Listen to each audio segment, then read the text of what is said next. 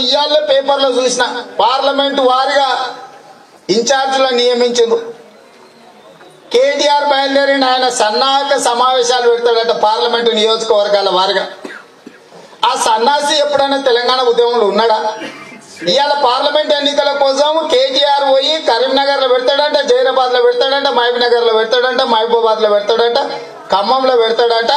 ఆయన పెట్టి ఎలుగ పెడతాడంట. ఈ సన్నాహక సమావేశాలు కాదు, సన్నాసుల సమావేశాలు. ఈ సన్నాసి ఓవుడేంది చెప్పుడేంది? 16 ఉంటే ఢిల్లీకి పోయి మేము పండ్లిక్లో పెడతాం పార్లమెంట్ లో అంటుండు. నేను అడుగుతున్న 16 గెలిస్తే ఢిల్లీని శాసిస్తామని నిన్నమన్న పత్రికల్లో చూస్తున్నాను. నిన్నమన్న చాలా రోజులు మాట్లాడలేదు. సరే చూద్దాం, ఏమైనా మంచి చేస్తాడో 6 నెలలు ఆగుదాం అనుకున్నా. కానీ కథ చూస్తుంటే 6 నెలలు కాదు కదా, 6 రోజులు కూడా ఆగలేని పరిస్థితులు ఉన్నాయి. కాబట్టి ఇవాళ మా నర్సన్న రావాలంటే ఖచ్చితంగా సిద్దిపేట గడ్డ మీద కాంగ్రెస్ పార్టీ కార్యాలయం ఉండాలి, కార్యకర్తలకు అండగా ఉండాలని చెప్పి కోర్టు కార్యక్రమంతో పాటు పార్టీ కార్యక్రమం కూడా పెట్టుకున్నా. నేను ఒక్కటే అడుగుతున్నా, 2014 నుంచి 2018 వరకు మా పెద్దలు నందేలే కాకుండా 16 మంది ఎంపీలు నీ దగ్గరనే ఉన్నారు కదా.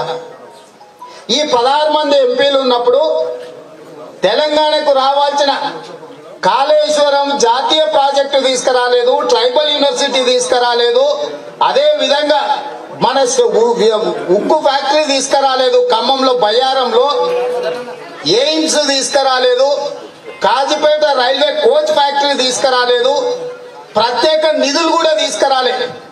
16 మంది ఎంపీలు నీ దగ్గర ఆల్రెడీ ఉన్నారు. 16 మంది ఎంపీలు పార్లమెంట్ లో పల్లికలు ఇచ్చిండ్రు తప్ప ఏ ఒక్క రోజైనా ప్రాణహిత చేవలకు జాతీయ ప్రాజెక్టు కావాలనో, బయ్యారంలో స్టీల్ ఫ్యాక్టరీ కావాలనో, కాజీపేటలో రైల్వే కోచ్ ఫ్యాక్టరీ రావాలనో, ట్రైబల్ యూనివర్సిటీ ఇస్తానది ఇవ్వలేదనో, లేకపోతే ఎయిమ్స్ కళాశాలను ఇవ్వాల్సిందని చెప్పి ఏ ఒక్క రోజు కూడా మాట్లాడలేదు. మళ్ళా 16 మంది గెలిస్తే ఏం చేస్తావు? ఎవరికి అమ్ముతావు?